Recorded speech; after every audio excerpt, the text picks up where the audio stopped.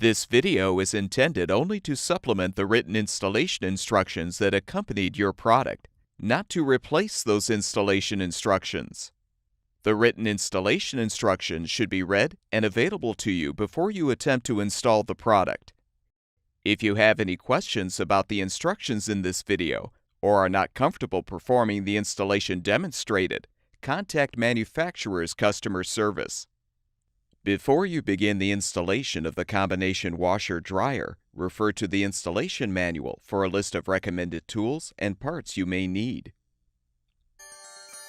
Warning: explosion hazard. Keep flammable materials and vapors, such as gasoline, away from dryer. Do not install in a garage. Failure to do so can result in death, explosion, or fire. When using a power cord, a grounded electrical outlet will need to be located within 2 feet of either side of the dryer. The electrical supply for the appliance must be 240 volts at 60 Hz. A dedicated 30-amp circuit is required. Hot and cold water faucets should be located within 4 feet of the water fill valves on the back of the washer. Water pressure between 20 and 100 pounds per square inch is required. The rear of the appliance should be positioned no closer than 5 inches from the wall. If installing the washer-dryer in a recessed wall space or closet, allow for at least 1 inch of space on the sides and top of the appliance. There should be enough space to allow the dryer door to fully open. If a closet door is used, the door should be louvered or space left at the top and bottom of the door to ensure adequate airflow. The drain system can be installed using a floor drain, wall or floor standpipe, or a laundry tub. The top of the standpipe or laundry tub should be at least 39 inches from the floor, but no higher than 96 inches from the bottom of the washer. Warning: excessive weight hazard. Use 2 or more people to move and install washer-dryer.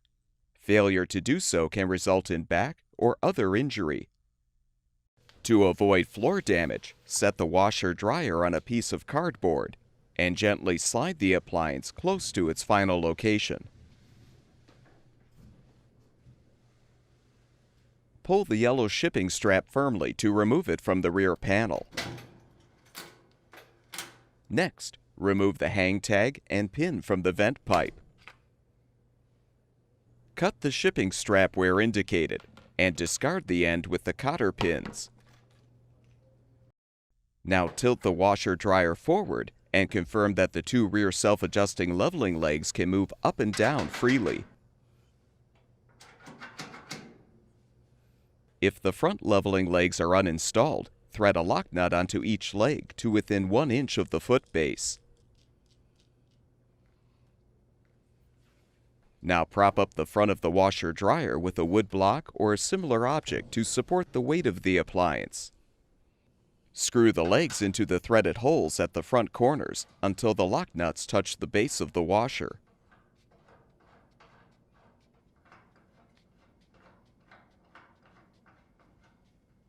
With the legs in place, remove the support and gently lower the appliance to the floor. Warning: fire hazard. Use a new UL-listed 30-amp power supply cord. Use a UL-listed strain relief. Disconnect power before making electrical connections. Connect neutral wire, white or center wire, to center terminal, silver. Ground wire, green or bare wire, must be connected to green ground connector. Connect remaining 2 supply wires to remaining 2 terminals, gold. Securely tighten all electrical connections. Failure to do so can result in death, fire, or electrical shock. Before installing a power supply cord, confirm that the cord is not plugged into the electrical outlet. Use a 5/16 inch socket or nut driver to unthread the screw to release the terminal block cover.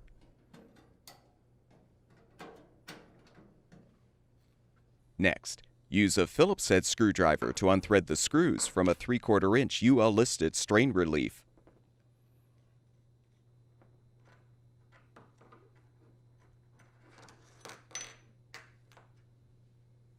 Insert the tabs of the two clamp sections of the strain relief into the hole below the terminal block opening. Thread the screws to hold the two clamp sections together.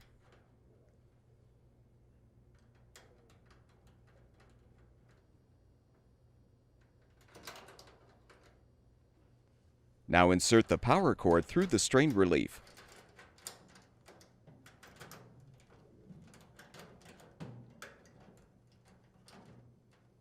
When installing a 3-wire power cord, unthread the center terminal block screw. Secure the white or center neutral wire of the power cord to the center terminal block post under the screw.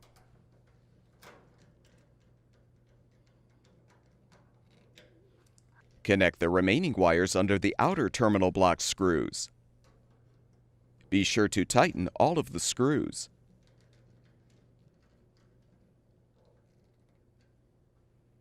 When installing a 4-wire power cord, first remove the neutral ground wire from the external ground conductor screw.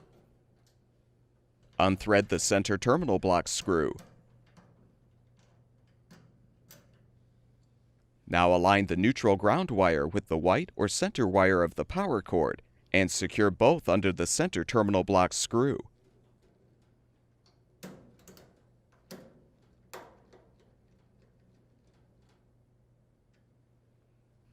Next, secure the power cord grounding wire under the external ground conductor screw.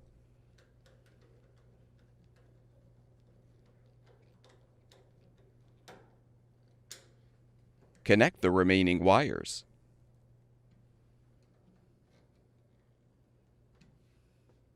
With the power cord in place, tighten the strain relief screws to secure the cord.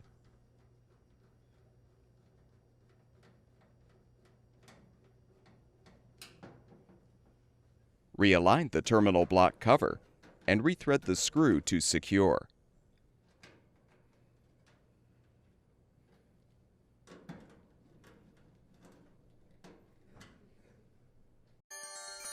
Warning: fire hazard. Use a heavy metal vent. Do not use a plastic vent. Do not use a metal foil vent. Failure to follow these instructions can result in death or fire. To reduce the risk of fire, this dryer must be exhausted outdoors. Refer to the vent system charts in the installation manual to determine the number of vent sections and elbow joints required. Only 4-inch wide venting and clamps should be used. While 45-degree elbow joints will provide better airflow than 90-degree elbows, the goal should be to use the fewest number of elbows and turns as possible for the venting to reach the outside of the home. An exhaust hood will need to be installed over the vent on the home's exterior wall, positioned at least 12 inches from the ground. Next, confirm that the washer drain hose is the proper length and use tap water to wet the inside of the straight end. Using pliers, place the double wire clamp over the straight end of the hose a 1/4 inch from the end. Open the clamp and twist the hose back and forth while pushing it onto the drain connector. Continue until the hose contacts the rib stops on the cabinet, then release the clamp.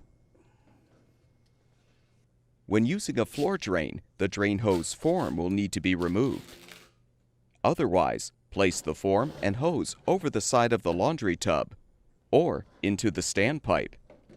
To avoid siphoning, no more than 4.5 inches of the drain hose should be inserted into the standpipe. The hot and cold water inlet hoses should have new flat washers inserted into both ends. Thread the hoses onto the water faucet ports by hand until snug. Use pliers to tighten the couplings an additional 2/3 turn, but avoid over-tightening.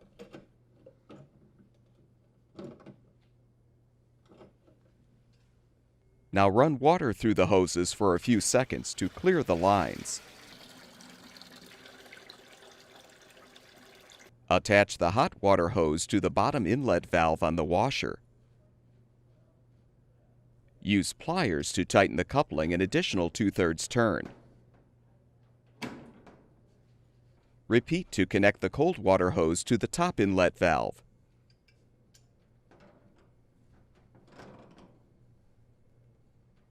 With the hoses secured, slowly open both faucets and check for leaks.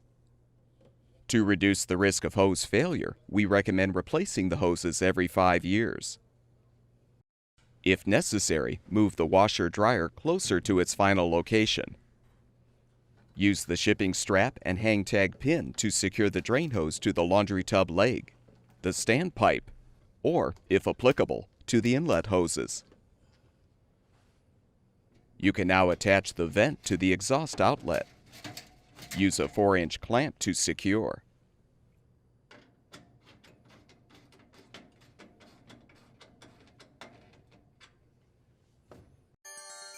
Warning: electrical shock hazard. Plug into a grounded 3- or 4-prong outlet. Do not remove ground prong. Do not use an adapter. Do not use an extension cord. Failure to follow these instructions can result in death, fire, or electrical shock. If using a recessed space, you can now plug the power cord into the electrical outlet. Gently move the washer-dryer into its final position, making sure not to crush or kink the vent. Remove the cardboard from under the appliance.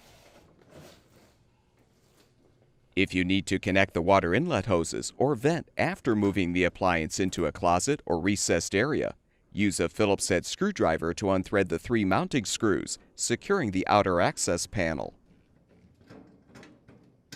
Remove the bumper and detach the panel. Next, unthread the 2 screws securing the inner access panel.